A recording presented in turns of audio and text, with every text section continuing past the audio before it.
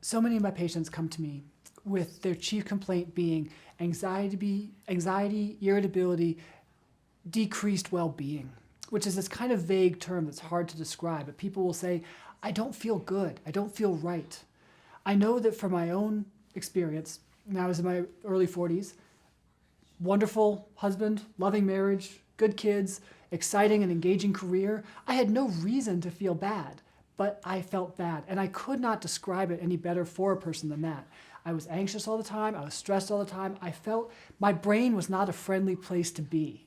And when my hormones were optimized, my well-being increased, my anxiety and stress and irritability dropped off. I became more pleasant to be around, quite frankly. And those are things we see very commonly with hormone replacement therapy. So is it a cure-all for every problem with a person's mood? Of course not. Irritability, anxiety, depression can be multifactorial and can affect many people in different ways.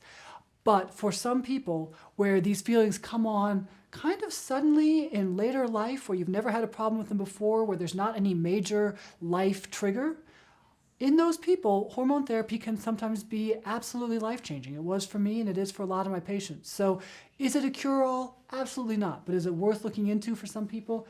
Absolutely. And improved well-being can just make everything else in life easier to deal with. So that is absolutely someplace where hormone therapy really does shine.